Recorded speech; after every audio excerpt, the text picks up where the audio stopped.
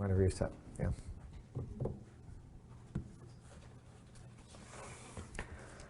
Alrighty, we continue our studies in the book of Leviticus. Tonight we come to the 15th chapter. Now you remember when we were looking at chapters 13 and 14, the Lord had to stop all about the worship and just focus 2 chapters on leprosy, and to show this picture of a person infected with leprosy, something that works on the inside of the person and then eventually works itself out to the point where people can see that they have it. And we saw the diagnosis of leprosy, and we saw the eventual ceremony for the cleansing of the leprosy. And we observed that the leprosy was a picture of sin in the individual. Now, you know, it's awful, but it's just one of the facts of life, is that, you know, we have sin in us. And the Bible is the only spiritual book that seems to point that out. It's a funny thing. The Bible talks about sin, and the Bible talks about holiness. And other quote-unquote spiritual books out there don't get as high on the holy ground, and they don't get as low on the sin ground. They just kind of muddle in the middle there and miss everything. And the Bible talks about the holiness of heaven and the sinfulness that leads to hell. Now, in this chapter tonight, in this 15th chapter, we're going to look at a number of issues here that have to do with uncleanness that occurs, and we'll look at them literally and historically, of course, and then we'll look at them spiritually and then a little bit doctrinally on these particular issues. And as we read through this particular chapter, verses 1 through 15 are going to look at infectious issues of infection. And then from 16, verse 16 on, they're going to look at reproductive issues for procreation, sexuality, whether it be male or female. And the Lord's going to touch upon these things, and we'll look at them. So why don't we read through like verses 1 through 15, and then we'll comment, and we'll see what the Lord's trying to show us here. Leviticus chapter 15, verse 1. And the Lord spake unto Moses and to Aaron, saying, Speak unto the children of Israel, and say unto them, When any man hath a running issue out of his flesh, because of his issue he is unclean. And this shall be his uncleanness in his issue, whether his flesh run with his issue, or his flesh be stopped from his issue, it is his uncleanness. Every bed whereon he lieth, that hath the issue, is unclean, and everything whereon he sitteth shall be unclean. And whosoever toucheth his bed shall wash his clothes, and bathe himself in water, and be unclean until the even. And he that sitteth on anything whereon he sat, that hath the issue, shall wash his clothes, and bathe himself in water, and be unclean until the even. And he that toucheth the flesh of him that hath the issue shall wash his clothes, and bathe himself in water, and be unclean until the even. And if he that hath the issue spit upon him that is clean, then he shall wash his clothes, and bathe himself in water, and be unclean until the even. And what saddle soever he rideth upon that hath the issue shall be unclean. And whosoever toucheth anything that was under him shall be unclean until the even. And he that beareth any of those things shall wash his clothes, and bathe himself in water, and be unclean until the even. And whomsoever he toucheth that hath the issue, and hath not rinsed his hands in water, he shall wash his clothes, and bathe himself in water, and be unclean until the even. And the vessel of earth that he toucheth, which hath the issue, shall be broken, and every vessel of wood shall be rinsed in water. And when he that hath an issue is cleansed of his issue, then shall he number to himself 7 days for his cleansing, and wash his clothes, and bathe his flesh in running water, and shall be clean. And on the 8th day he shall take to him 2 turtle doves, or 2 young pigeons, and come before the Lord unto the door of the tabernacle of the congregation, and give them unto the priest. And the priest shall offer them, one for a sin offering, the other for a burnt offering. And the priest shall make an atonement for him before the Lord for his issue. Now what he's showing you here is a reality of the human condition, historically, looking at the Jewish people. The reality of the human condition is we're not all healthy. Okay? The reality of the human condition is at any particular time, people get sick. And often when they get sick with an infectious issue, it'll manifest itself in a way that will often break forth from the person. It can come forth in a boil that has pus in it, or a wound that has a weeping serous fluid out of it that's infected, or it can come in the form of, let's say, an infectious disease that's in the lungs or in the sinuses, and then there's the attendant cough and the mucus that comes out in the spittle and things like that. And the fact that he's showing here is that there are infectious issues that occur in people. Okay, we understand that, common sense. Now what the Lord is teaching his people here is that that infectious issue results in an uncleanness that should cause a separation from the person with the disease from the people without the disease. And the people without the disease have to be very careful that when they come in contact with the person with the disease, that they need to do some washing and cleansing. This is what God's showing them. Now, this is a remarkable thing that the Lord is doing way ahead of time with his people here, because you're talking about a writing at 1490 BC. And the concept that things can be transmitted wasn't, I was doing some research here in the World Book Encyclopedia, and the concept of disease, one of man's greatest enemies, kills and cripples more people than all the wars that we've ever fought in. And the Lord is showing about infectious diseases that would be called communicable or contagious diseases that can be spread from one person to another. And the Lord is setting up a system here to protect his people, literally, historically, protecting his people from contaminating one another and spreading diseases in a way of, if you will, quarantine and isolating. This is what he's doing. Now, when these contagious diseases spread from one another, if you don't get a handle on it, like wildfire, you can get an epidemic on your hands, and you can have communication of disease happening quite quickly. Now, a long time ago, when the Bible was written, people believed that evil spirits made the folks sick. But God is showing right here that just the running issue, whatever it might be, can cause the contamination. It was not until the 1400s that scientists began to suspect that diseases were caused by little particles called germs.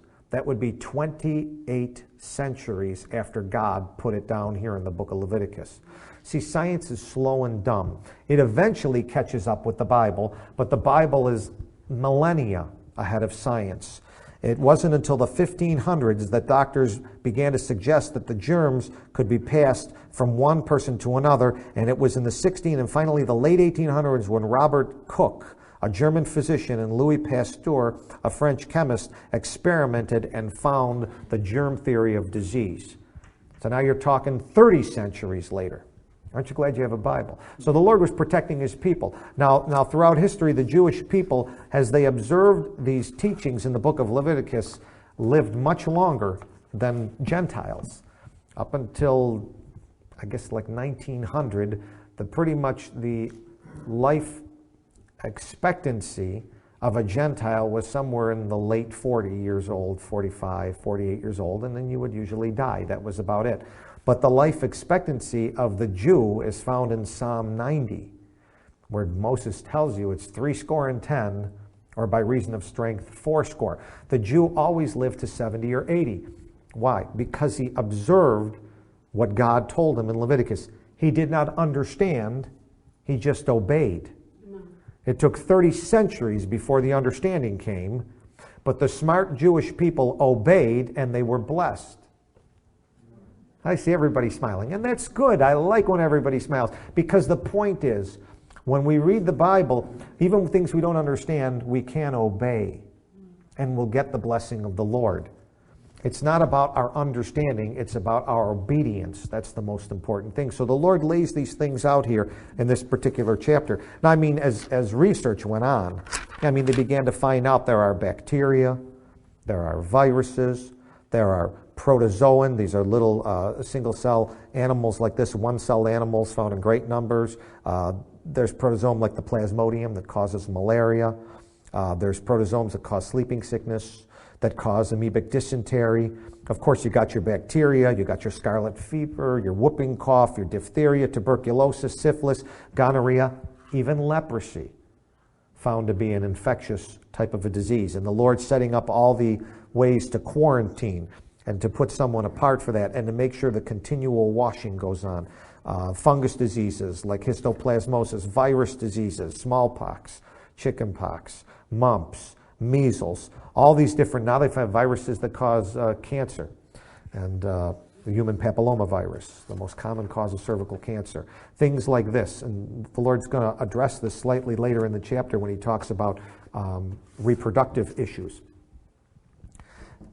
So what we're seeing here is the Lord is setting up something in verses, 4 through 7.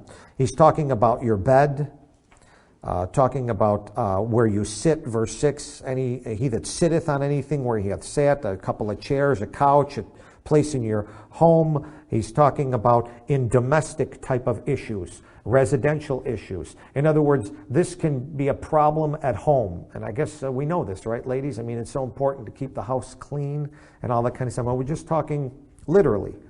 There's good literal advice in the Bible. There's good medical advice in the Bible. There's good nutritional advice in the Bible. There really is. Well, nobody wants to follow it, but it's good. And if you follow it, it will help. We talked about it in Leviticus chapter 11. If you follow the diet of Leviticus chapter 11, you'll be healthier than the average American. Well, it's got nothing to do with my salvation. I know that. It's got nothing to do spiritually, but it's good physical advice.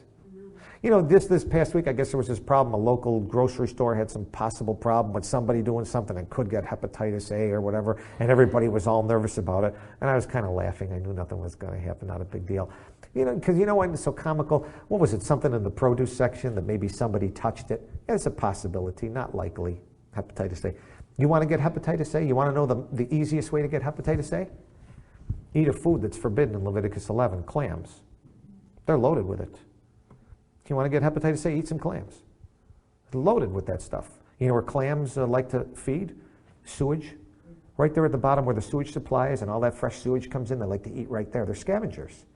So God tells you not to eat stuff like that. So, I mean, you can do what you want, but I like to obey the Bible. It's healthier, physically and spiritually. So, I mean, there's good advice in the Bible, and God's giving good medical advice right here. He talks about not just the residential and domestic issues. He talks about verses 8 through 12, the social or the public domain. I mean, when you go out there and you in public and somebody spits on you, somebody coughs on you, someone sneezes on you, and the mucus drops get on you in the spit. Not that he literally spit at you, although that's one possible way, but just in the cough and the spit gets on you. He's telling you, you got to watch out for that. You got to wash up after that. You can get sick from that. Verse 9, the saddle. Okay, your car seat. Okay, kids' car seats. I wonder what those child seats are like nowadays. You got to wash them up. I mean, there's just practical advice that he's giving there. He's talking about contamination through your clothes, verse 10. I mean, wearing someone else's jacket, wearing someone else's skivvies. I wouldn't do that exactly, but you never know what people do in trading clothes nowadays.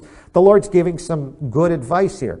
And he talks about the importance of the water and the cleansing with the water and the washing with the water. And actually in verse 13, he makes a very important revelation to them that it's just not bathing in water, but verse 13, he that hath an issue and is cleansed of his issue, then shall he number to himself 7 days for his cleansing, watch, and shall wash his clothes and bathe his flesh in running water. And that's the key. Now, this is one of the things you got to pay attention in the scriptures. The Holy Ghost is a very tight editor. In other words, he says, I've only got so much space I'm going to put all this wisdom in. So I'm not going to repeat phrases over and over. So I'm going to define the phrase in verse 13, bathe his flesh in running water. And whenever you see me tell you to bathe in water again, you understand that it's running water. I'm going to save on terms. If I say bathe, I'm talking about running water, not still water. Now, still water was used for years, just a little pool of water, and people would dip their hands in it. Running water is far superior. I got another entry in the World Book Encyclopedia, volume 17, about a man named Semmelweis, Ignaz Semmelweis. You're probably familiar with this story. They wrote a book about his life called The Cry and the Covenant. Ignaz Semmelweis was an Hungarian physician. He was the first doctor who pioneered the use of antiseptic methods used in childbirth. At the Vienna General Hospital, he discovered that there was a fever called puerperal fever, which was killing women. The death rate in some of those hospitals was getting out of hand. A woman would have a baby, deliver the baby at the hospital, and then die. It was getting as high in his hospital as 12 out of every 100 mothers would die after childbirth. That's an unacceptable rate. That's not normal. That doesn't go on ordinarily when a woman has a baby. You don't have 12 of every 100 mothers dying. You might have one mother out of every 20,000 dying, but not 10 out of 100. So he was discovering there's something going on, and he figured out that the doctors were spreading the disease by not cleansing their hands in running water. So he began cleansing his hands in running water, and the death rate virtually went away. What happened?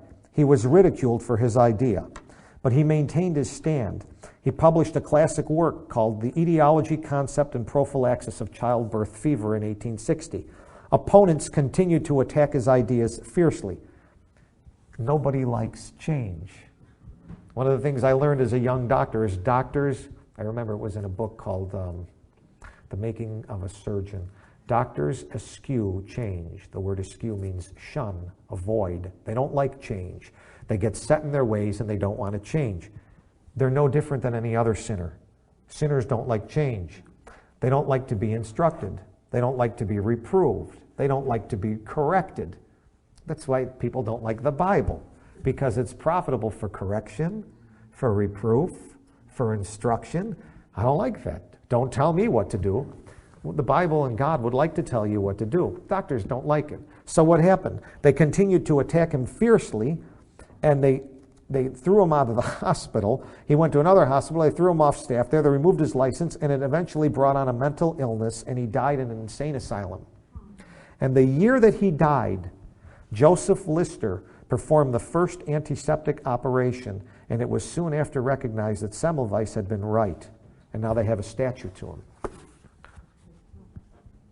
Typical of lost people. They don't appreciate great minds. So it was the running water of verse 13. That was the key. The running water, not this, the Groucho Marx routine of, they're dipping their hands, harpo, and they're singing, I love that scene.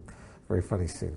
You want to learn how not to do a medical exam, watch a day at the races and watch them as they imitate doctors. But it's the running water that's the key, the running water. So that's what I wanted to show you from a historical standpoint. Now, to the spiritual standpoint. Here's what he's trying to show us spiritually. Turn to a couple books I'm going to show you. Go to Haggai chapter 2. That'd be the third last book in the Old Testament. And get to the end of the Old Testament, Malachi, back up one, Zechariah, back up one, Haggai. Haggai the prophet. There's a guy by that name in Texas, John Haggai. John Haggai the prophet. They don't give Haggai's first name here. They just put him on as Haggai. I like that John Haggai. I get a big kick out of him.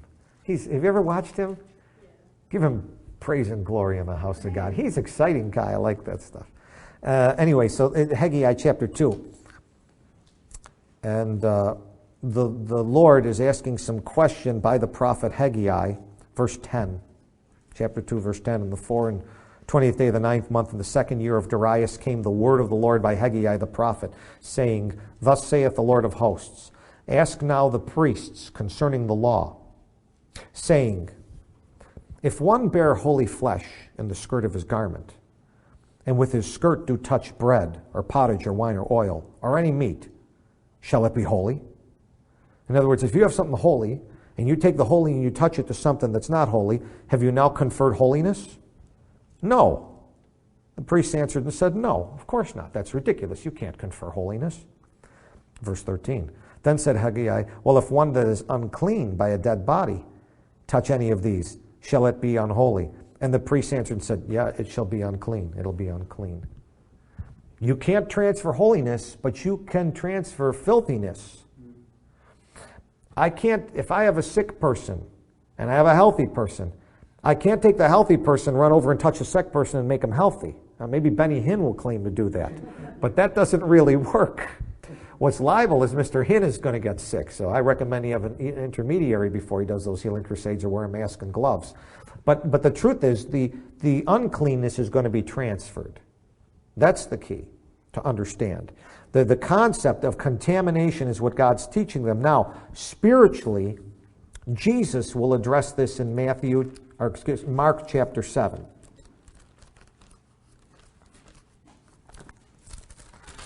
Not only are we of such a nature, such a fragile and tenuous nature here on planet Earth. I mean, we walk around and we're kind of healthy, but we're always teetering on the precipice of getting sick. You ever notice that? I mean, we're just this far away from being sick and laid up. I mean, whether it be an accident that comes in your body, like a broken ankle or something like this, or whether it just be an illness that you catch. I mean, this is the way we live.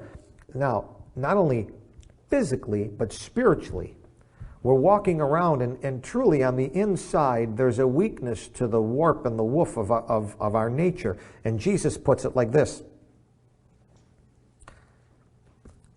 They were one day talking to him, verse 14. And when he had called all the people to him, he said, "Hearken to me, every one of you, and understand. There's nothing from without a man that entering in can defile him." Now he's talking about the spirit, because we're going to go to the spiritual level. We're going to go beyond the physical. "But things that come out of him, those are they which defile the man. If any man have ears to hear, let him hear." And when he entered into the house from the people, his disciples asked him concerning the parable. By the way, that's good advice. If you read through the book sometimes and you don't understand a parable in the Bible, why don't you ask Jesus? Have you ever considered doing that? I mean, just get on your knee. I do that a lot. I don't understand this passage, Lord. What is this parable about? And ask him. And go to him. And he'll give you understanding. And if he doesn't give you understanding, I'll tell you what he will do. He'll get you to someone that does have the right understanding. Because he's faithful. He knows you want to know truth. And he has a desire to reveal truth to you. He doesn't want to conceal the truth. He doesn't want his brethren ignorant. He wants them to know truth. So they ask. It's a good thing. Disciples ask. Verse 18. And then he said unto them, "Are ye so without understanding also? Do ye not perceive?" Watch it. "That whatsoever thing from without entereth into the man, it cannot defile him, because it entereth not," here's why it's spiritual, "into his heart, but into the belly, and goes out into the draught, purging all meats." Now here's what he's showing you in Leviticus. "That which cometh out of the man, that defileth the man, for from within, out of the heart of men, proceed these 13 things: evil thoughts, adulteries, fornications, murders, thefts, covetous, wickedness, deceit, lasciviousness, an evil eye, blasphemy, pride, foolishness. All these evil things come from within, and they defile the man." This is the issues that God wanted us to understand from a spiritual standpoint. When a man has a running issue that runs out of his flesh, how's it get out? The sin just bubbles up. The sin just bursts forth. He's just not a leper keeping himself anymore. He's bursting forth, whether it be in his house, like verses 4 through 7, where he sits, where he drinks, where he eats, on the bed where he lies. And these evil thoughts come out of him, these adulteries, these fornications, these thefts, this lasciviousness, this blasphemy, this pride, this foolishness. As this thing runs out, the Lord is saying, you better watch it. It will contaminate others. It will touch others. No man lives or dies unto himself. Sin is communicable. It will spread. That's what he's trying to warn in the 15th chapter. That's what he's trying to put it together, saying, okay, I taught you physically in Leviticus. Let me take it to the next level spiritually and show you in the heart of man is a deceitful, sinful, wicked, corrupt, defiled nature. And this thing will bubble up. and you'll spit it out and cough it on others, and you'll give a dirty thought to someone else, and they'll run with it, and they'll tell that dirty story to someone else. You ever notice how that goes? The dirty jokes go from place to place. The stories and the filth just goes about, and it just communicates from one to another, and like a cesspool, it flows throughout the community. And God's saying, you know what needs to be done? This person needs to be quarantined. This person needs to be kept away. This person, you need to stay away from that person. He's unclean. If you touch him, you better wash your clothes. You better cleanse in the water of the Word. The Lord is trying to show just how depraved our nature is and how dangerous we are and how difficult it is to just keep our tongue and to hold ourselves. Go to Romans 7. Paul is going to acknowledge the same thing about himself.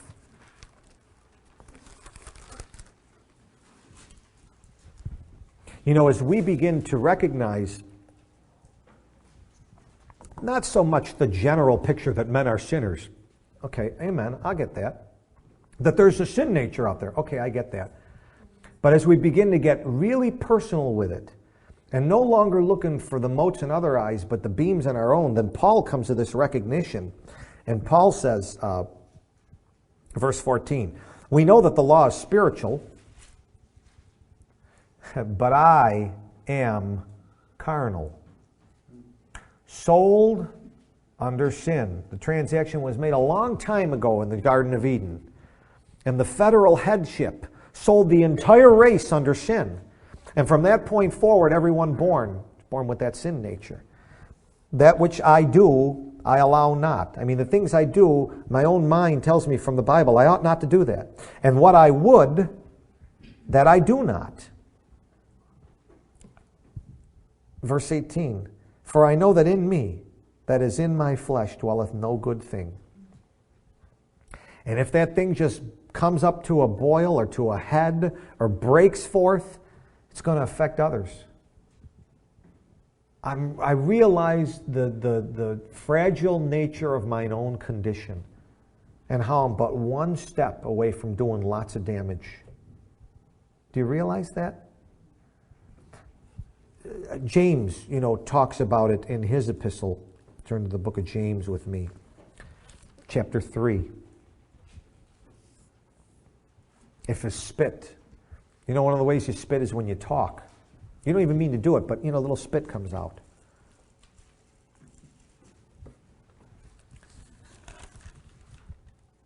James 3, my brethren, be not many masters. Those are people that teach and talk a lot. Knowing that we shall receive the greater condemnation. For in many things we offend all.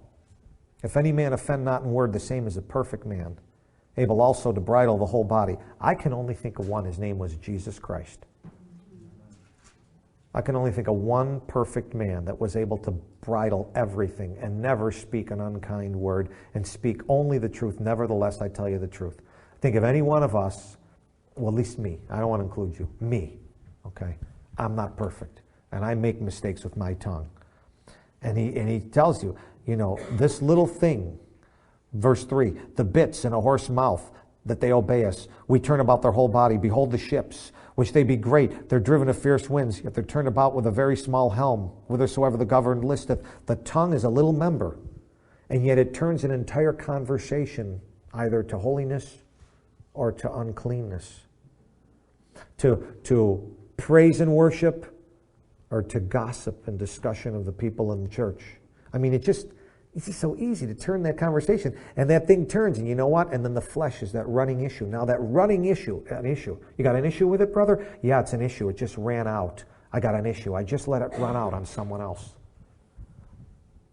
I love the way he uses those English words, issue. The true word from a scientific standpoint is tissue. It's a tissue that's running out. But the English Bible leaves it issue. So it is that dual reference. Yeah, it's a tissue, but also it's an issue. And that's how we communicate the sin, by letting these issues. I got an issue with this. Well, maybe you shouldn't. Maybe you ought to keep it to yourself.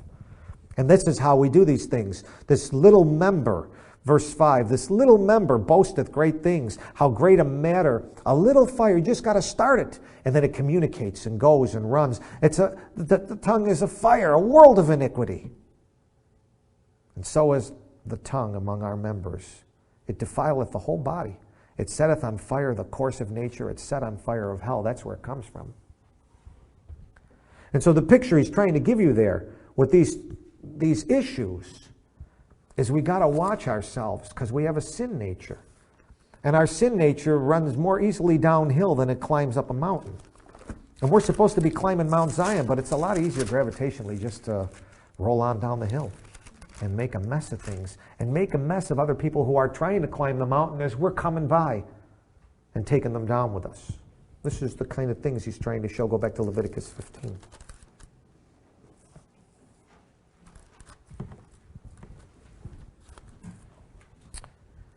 In the cleansing ceremony, of course, in verse 13, 14, and 15, when the issue is to be cleansed, then he numbers 7 days for the cleansing, and he washes the clothes and bathes his flesh in running water.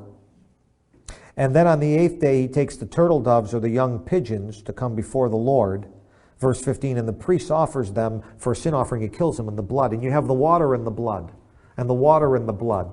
And the way it's offered here is the Jewish way. The water comes first, the blood comes second. And that's the Jewish way of doing things.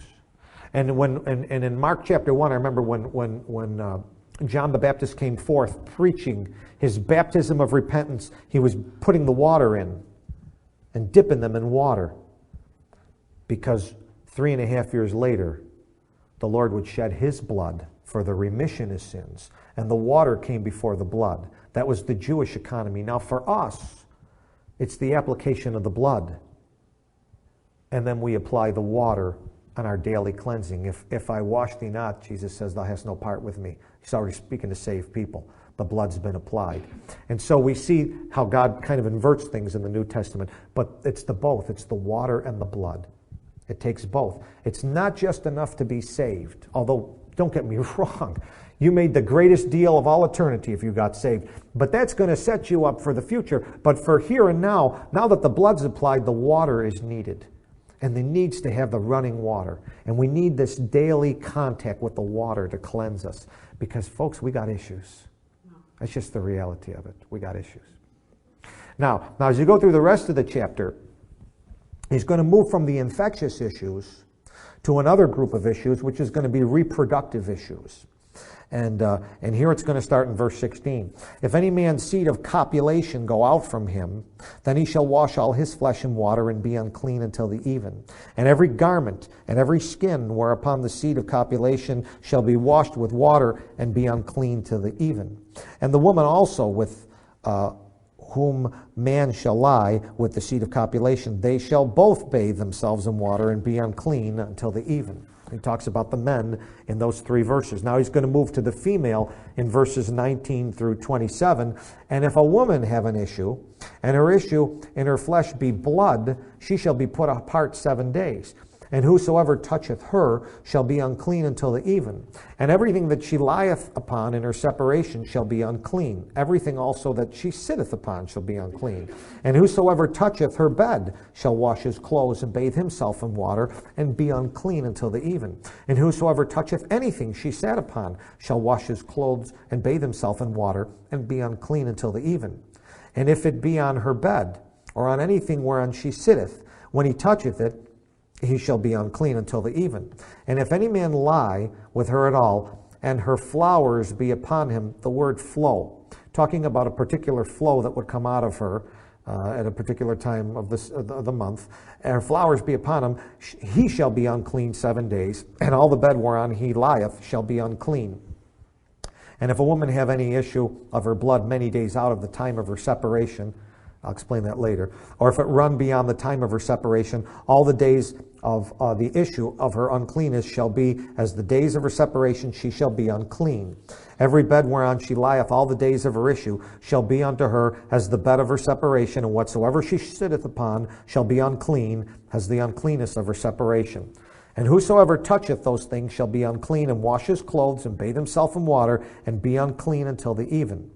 And now comes the ceremony for the cleansing. But if she be cleansed of her issue, then shall she number to herself 7 days, and after that she shall be clean. And on the 8th day she shall take unto her 2 turtles, or 2 young pigeons, and bring them unto the priest to the door of the tabernacle of the congregation. And the priest shall offer the one for a sin offering, the other for a burnt offering, and the priest shall make an atonement for her before the Lord for the issue of her uncleanness. And to sum up the chapter, he says, thus shall ye separate the children of Israel from their uncleanness, that they die not in their uncleanness when they defile my tabernacle that's among them.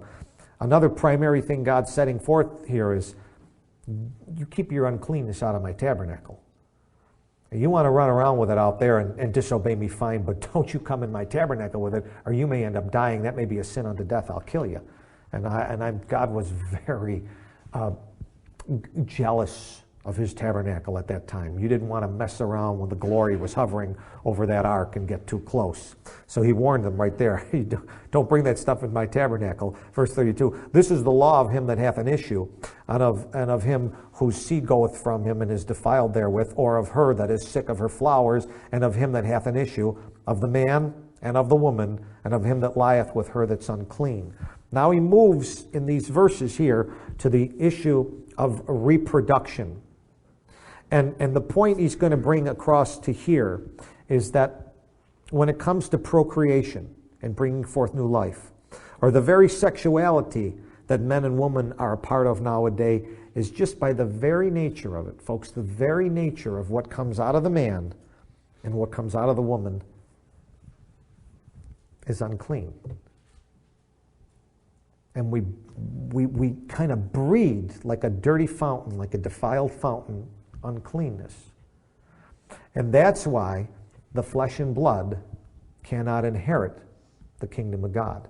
Now, from a literal historical standpoint, he's given real warnings here to how men and women are to be careful in terms of the separation one from another, and where the only place that there's going to be safety is in the marriage bed, which will be undefiled. And even in the marriage bed, there are times when there's to be separation and to be apart, not just for prayer and fasting, but for a particular time of the month, the time of the month when the flow is occurring. Now, the woman has this cycle that she goes through. Usually it's a 28-day plus or minus something. Everyone's a little different. Basically 28 days. And there's a 3 to 7 day period where the issue in her flesh, verse 19, is blood, where the uterus is letting forth the blood, the lining there. And for this period, verse 19, she should be put apart for 7 days.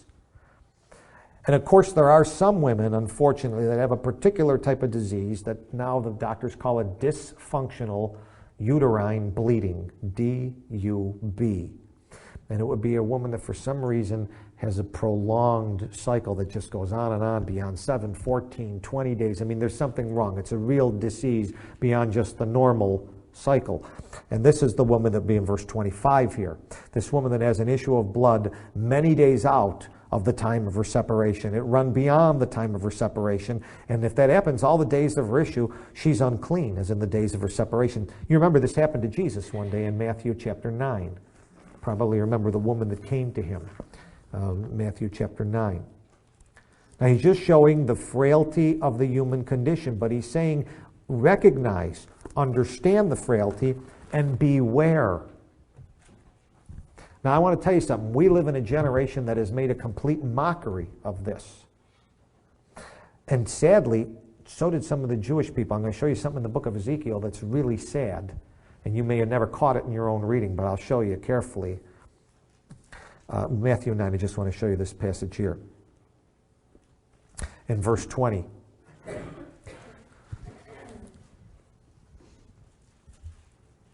And behold, a woman which was diseased with an issue of blood 12 years came behind him and touched the hem of his garment. For she saith within herself, if I but touch the hem of his garment I shall be whole. And of course, Jesus turned about and saw her and said, Daughter, be of good comfort, thy faith hath made thee whole. And the woman was made whole from that hour.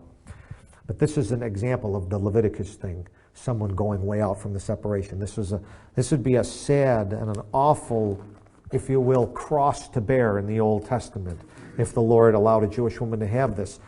But if he did, she had to understand, according to the Levitical law, that she needed to be separated all that time, because there's transmission, first literally, of infectious properties in that blood. And there's transmission of uncleanness in that blood. And there's transmission in the man's seed of copulation of uncleanness. A lot of things can breed in there, folks. A lot of proteins in there, and proteins feed all kinds of bugs. And so the Lord first is given, from an historical standpoint, just a warning to the folks. Now, sadly, I want to tell you just how wicked the human mind is. Turn to Ezekiel chapter 18. We live in a day now where the sexual revolution of the 60s, everybody just wants to go out and have sex. And supposedly they think they found a way where they can do this without consequence, because they now have birth control devices, whether it be pills or condoms or whatever. Back then they didn't have stuff like that. But sad to say, the very thing that proceeded out of the heart that Jesus spoke of in the 7th chapter, the adulteries, the lasciviousness, all that kind of stuff, that still went on. Now maybe it's all done out in the open. Back then it was still done, but behind closed doors. Remember, the woman in adultery was taken to Jesus. This stuff went on. And this is one of the ways that they did it back here, which is pretty pathetic. And the Lord is just reminding people about the sour grapes in verse 4. Behold, all souls are mine, saith the Lord, Leviticus 18:4. As the soul of the Father, so also the soul of the Son is mine. The soul that sinneth, it shall die. And the Lord's angry.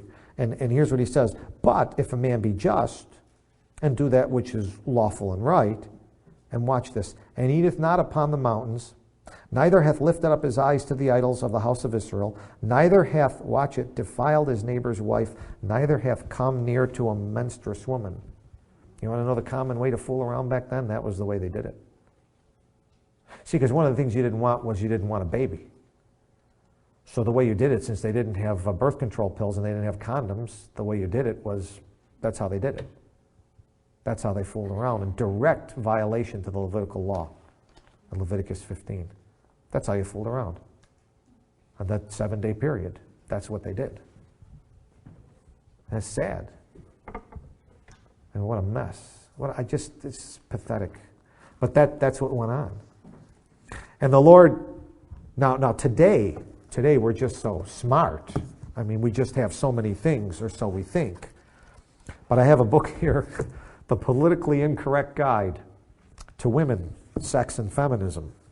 And these politically incorrect guides are pretty interesting, because it tells facts that politically correct people like liberals don't like. And the risks of safe sex is a chapter in here.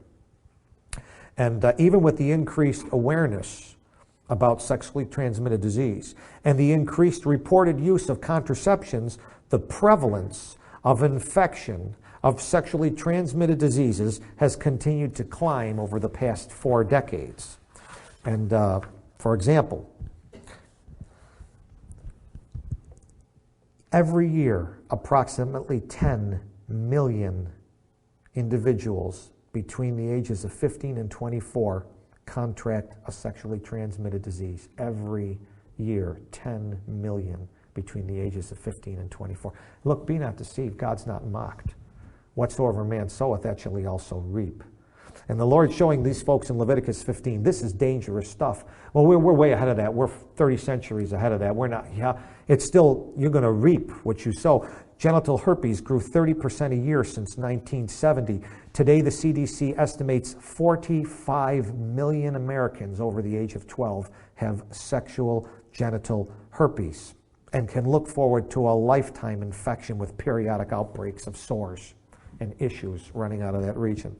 The human papillomavirus has received increased attention. Its relationship to cervical cancer, and the CDC estimates that nearly half of all sexually active people outside of marriage will acquire human papilloma infection during their lives. Chlamydia now is the most commonly sexually transmitted disease, and the incidence has skyrocketed during the last 20 years, and this is in spite of using all these contraceptives that are being used. The truth is, these sexually transmitted diseases are increasing at incredible rates, and the sad thing is they're not gender neutral. Women are far more likely than men to contact a sexually transmitted disease. A woman's 8 times as likely to get HIV and 4 times as likely to get gonorrhea. It's just the reality of it. And in this book, on the harsh truth about public schools, you think they'd run from these numbers. Instead, they run toward them. And now what they're having is in California, 10-year-olds are being surveyed about sexual matters, asking them what you think about touching other people's private parts. And to make it easier to get this kind of information across, California has abolished a law requiring schools to obtain parents' consent before the children are included in these sex surveys. And these sex surveys are now starting as low as kindergarten. And don't delude yourself by thinking these things only happen in California. The teachers' unions and other activists are pushing for it in states like yours. This is the kind of stuff going. The liberal hates God's law. He hates the Bible. The liberal man is vile, Isaiah 32, whether it be social or spiritual. And if he's spiritual, he'll end up being a social liberal too. And the Lord is laying this stuff out for them right there, for their protection, for their admonition, for their warning, and for their obedience. And prayerfully, we will follow these things too. Leviticus is a book that has practical, physical, good advice in it, in addition to the spiritual advice. Now, spiritually, what we understand is this, that the fact that he's showing is that from the point of a man and a woman having a baby, that which is born is unclean and defiled. And the only hope it has is to be washed in the blood of the Lamb, needs to come one day to the door of the tabernacle where the high priest, and only the high priest, can make atonement for the man or the woman or the child. And at that point, they're able to come into the tabernacle. Before that, all you do is you defile God's tabernacle.